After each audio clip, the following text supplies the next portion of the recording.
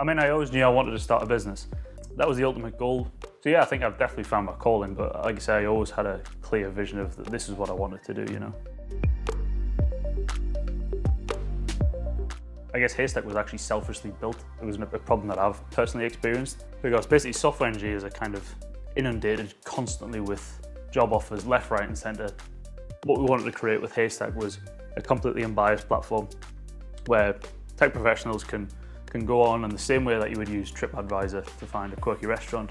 You should be able to use Haystack to find cool jobs that are offering React as a tech stack, for example, or who are the up-and-coming fintech players in Manchester, in London. One thing I would say about the Northeast tech scene is it's very tight-knit. Everybody knows everybody, and that's a great position to be in because you've always got somebody to lean on. Everybody's very friendly.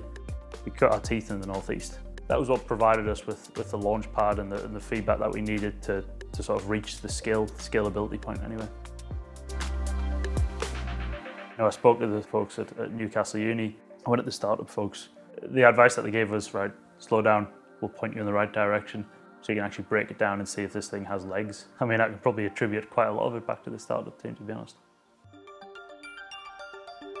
I guess looking back from where we came, so like I say, it was one of those where I was sat in my little tiny Jesmond flat, everybody trying to get together on a Google Meet to sort of flesh out the idea. But since then, you know, we've grown to be UK-wide. We've now got around 20 people in the business. Big plans to eventually go overseas and hopefully to the US. We've got hundreds of employers using the platform now.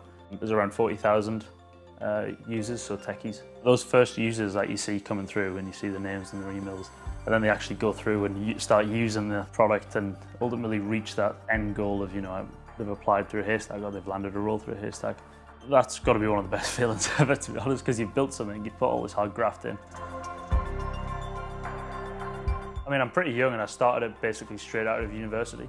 So I think that's one thing, you can basically do it with very little prior experience. Yeah, you don't have to be an industry veteran.